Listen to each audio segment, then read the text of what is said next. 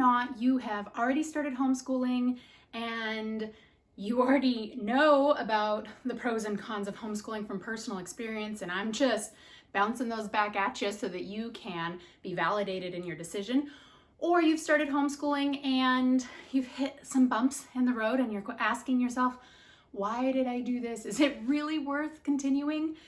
Or maybe you are in public school still and you're considering whether or not you want to homeschool.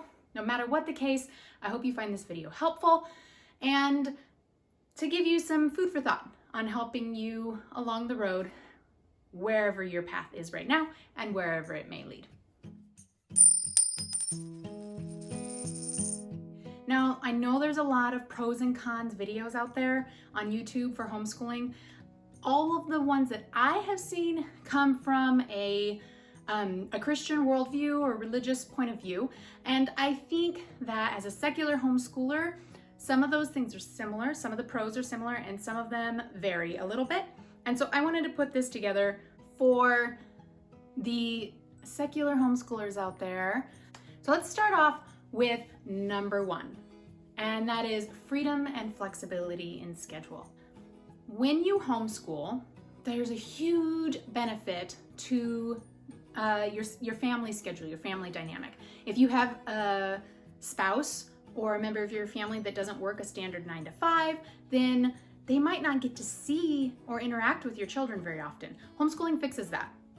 It allows you to choose what part of the day you're working on schoolwork or to what extent you're working on schoolwork. Do you want to do a 5-hour school week, which is popular right now with the book out? Do you want to do 5 days a week? Do you want to school in the evening? Do you want to work on school in the morning, in the afternoon? Whatever the case may be, you can choose what works for your family. And our family in particular, because we're a blended family, the two girls that I homeschool, they spend part of their time with their other biological parent. And so we do a 3-day school week essentially, and they do a little bit of schoolwork while with their other parent. But since we're parallel parenting, I don't have to worry about what he's working on in his house. He doesn't have to worry about what I'm working on at my house necessarily. And I can get all of the schoolwork that they need to get done in those 3 days, easy, in just a couple hours. Anything that they work on in addition to that at their other parent's house, it's just gravy. So it works out really well for us. If we want to take a field trip or do an extracurricular activity, we have the freedom and flexibility to work those into our schedule. Now, I know that public schoolers, they have the extracurricular activities as well. In our state, we can participate in public school extracurriculars, but the benefit is at the end of the day or at the end of the week, my children are not falling over exhausted because they had to get up on the school bus early in the morning and then were gone all day at school and then spent hours at extracurriculars and didn't get home till the evening so they could eat dinner, shower, and go to bed and start it all over. That is a huge benefit. Pro number 2, learning to love learning and learning for life. We do have to test in the state of Washington once a year in order to meet the homeschool requirements, but they don't have to have any particular score, and we can choose what test we implement as long as it falls within the parameters the state has given us. It's pretty easy to do, and basically you just keep a record of it so it doesn't affect anything. As long as your children are making forward progress and there's nothing major that gets pulled up in the courts, then it's really neither here nor there. It's just something you have to check off of a box. Other than that, we don't really test. I mean, I will quiz my kids sometimes just so I know what they're remembering and what they're not remembering, but they don't get graded. And if they don't remember something that I feel is important for lifelong knowledge, we can just go back over it. It's not like they take a test and then we move on regardless of how they did on it. That is major when it comes to lifelong learning. I am not just educating my children to check off the boxes and get things done. I'm educating my children to build their knowledge. And in homeschooling, we can do that. We can spend the time to do that. And we can also move more quickly past certain subjects if they grasp it quickly. We don't need to spend a set amount of time on that subject just to meet a standard provided by the public schools. We can move on and look at some other material if that's what they need to work on. I also have the ability to try and develop a homeschool setup that promotes a love of learning. I'm not here to just get things done. I'm here to help my children learn how to learn so that they can build their knowledge throughout their life, which is really what we should all be doing. Because what you learn in 3rd grade or 5th grade or as a high schooler, what you need to know as an adult is going to change. And some of those things you learn in elementary school, secondary school, they are building blocks. They're important. We do need to know them. But there are other things in life we need to know too. And more importantly, we need to know how to learn and have that desire and drive to build our knowledge so that we don't just stagnate. Number 3, personal interests.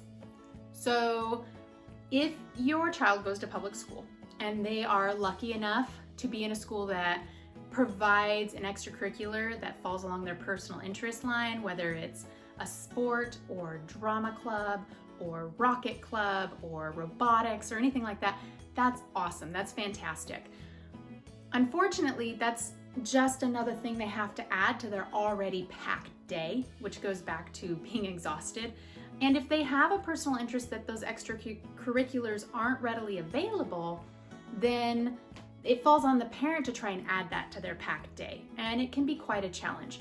In homeschooling, we can use their personal interests to help guide what we're doing for their education as a whole. For example, the bookworm is really into photography. She's actually really good at it too. And so this year she started 7th grade. I use the term loosely because we don't really have to have grades in homeschool, but people ask all the time. So she's in 7th grade. She is actually working towards starting her own photography business. She's already been hired to do family photos for a few different families. She does the family photos for our family. And when I sign her up for an OutSchool class, which is a great resource, side note, she can take a class on building her own business. That's math, that's social studies, there's economics, there's all kinds of things involved in that. And she is working towards something that she's passionate about, so she's really into it. I mean, how many 11-year-olds do you know that get to start their own business? Not a whole lot, especially if they are spending their whole day in public school. So building on personal interest is huge. Bean loves to bake. She is really upset with me right now because I won't let her start her own baking business yet, because one business is enough for this mama at this moment. I gotta have my boundaries. But I told her, you know, when she gets to 7th grade, we can start talking about her having her own little baking business. And I mean, how many times do you have to argue with your 9-year-old and tell them, no, you can't start your business yet, you have to wait? This isn't a conversation we normally have. And my 9-year-old's pushing, but no, I want to have my own business right now. That's fantastic. So in homeschooling, we can really hold on to and build those personal interests. Number 4, this is a big one. And it also goes against one of the big myths around homeschooling, and that's socialization. When you homeschool, you have the opportunity to create healthy social experiences for your kids with people of all ages and stages of life. That's huge. I don't have to wonder what my child is doing in her social experiences at school, which right now with COVID are very limited anyway. The children are supposed to remain apart, their desks are apart, they're not supposed to interact close together. And I know the kids do a little bit anyway, but it's very restricted. So socialization in the public school wasn't great to begin with. You add COVID to that, and it's just a hot mess. As homeschoolers, we can have as much or as little social opportunities and experiences as we're willing to build into our day. And I can know that my children are developing healthy social habits. Now, as they get older, it is important for our kids to be able to deal with a social situation that isn't ideal. I don't want to shelter them and hide them from negative social experiences, because that is a part of life and they need to know how to deal with those. But when we're talking about early elementary age, that's the time when we're helping our children develop their sense of self, their personal strength, and their willingness to stand up for what they believe in rather than be pressured in a direction that we might find to be unhealthy or not okay. As homeschoolers, we can do that. We can help build them up before they're having to deal with that pushback that we might find otherwise unhealthy. Number 5, quality time with your kids. So I am not saying that if you put your kids in public school that you won't get quality time with them. Our older kids are in public school, and we carve out quality time with them because it's important. However, it's a lot harder to do. It's a lot more stressful on everyone to try and build in those times. When we homeschool, we can have quality time with our kids on any day. We can choose, we set the parameters for that, and we can not only bond with our children, but we're setting ourselves up to be their number one influence, which I think most parents would agree is what we want for our children. Number 6, this is a big one. And depending on where you live, it might seem like a really big deal, or maybe it doesn't, but safety. Safety, safety, safety. I live in a small rural town, and so most people don't really think of safety as being the big motivator to homeschool. I know if we lived in an inner city at a quote unquote dangerous neighborhood or a dangerous school, then maybe people would see the safety issue. But even in our small rural town, we have had situations where there have been serious safety threats at our school. And while I hope that those things never happen again, and I hope they don't happen at any school, the fact is it does happen. Unfortunately, the world we live in, it does happen. And so I know that if something happens at the school that is a serious safety concern, I don't have to worry about it. My kids are here, they're safe, they're being educated at home. Another note, and I would let it fall under safety. Probably delete this from the video because everyone will disagree with me and then people will get angry. But with COVID, no matter what side you fall on that, whether or not you're worried about the spread of COVID, in which case keeping your kids home provides them with safety, or whether you feel that the COVID restrictions have seriously overstepped, keeping them home also provides them with a sense of safety. You don't have to worry about them being, I can't think of a better word, but indoctrinated with the fear that is being spread in our community and our world as much right now. Yes, it's out there no matter what. We cannot avoid it, but at least we can have a part of our day where life can be quote unquote normal, and we don't have to be inundated with coronavirus associated issues all the time. Last but not least, number 7, and that is a quality education and a well-rounded education. And this is something that as secular homeschoolers, I think we differ from some of our religious counterparts. And that is, I'm not worried about the school teaching my child too much or things that I don't want them to learn. I'm actually more concerned that I believe the education isn't adequate. And so, and in our homeschool, I can make sure that my children get a well-rounded education.